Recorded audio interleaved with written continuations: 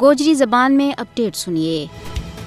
بھارت کے زیر تسلط جموں کشمیر معمودی حکومت اپنا ظالمانہ اور سامراجی اقدامات کے ذریعے حریت پسند کشمیری عوام کی آزادی کی آواز نہ بزور بندوق دبا رہی ہے۔ RSS کی پاڑی بھی ہندوستانی حکومت کشمیریوں کی آزادی کی مقدس آواز نہ دبان واسطہ ہے اور وہ چانکیائی اسرائیلی اور سامراجی حربوں ہتھ کنڈوں بھی استعمال کر رہی ہے جڑو اس کا بس میں ہے۔ حالانکہ دنیا کو ہر اصول قاعدوں اور قانون کشمیریاں نہ یہ حق دے کہ وہ اپنو معافی الضمیر بیان کریں۔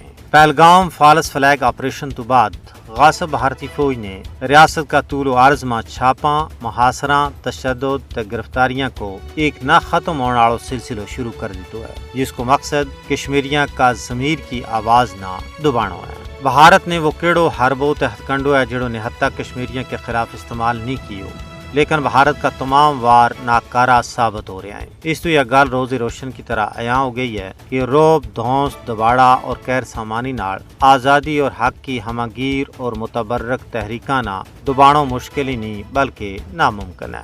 اس واسطے بھارت کا مکار حکمرانہ نہ بھی یہ گل پلے باد لینی چاہیے کہ اہل حق نہ ظلم و جبر کے نال ہرایو نہیں جا سکتو۔ ماضی کی تاریخ گواہ ہے کہ اہل حق کٹے آئیں مرے آئیں تخت دار پر چوجے آئیں لیکن انہوں نے باطل کے سامنے سر تسلیم خم نہیں کیو۔ بھارت کے زیر تسلط جموں کشمیر کا لوگ بھارت کا کسی اندرونی علاقہ ور قبضہ نہیں کرنا چاہتا، وہ اپنوں بنیادی اور پیدائشی آقا کے خود ارادیت مانگ رہے ہیں جس کی تصدیق دنیا کا سب تو بڑا ادارہ اقوام متحدہ نے انہوں نے فراہم کی ہے۔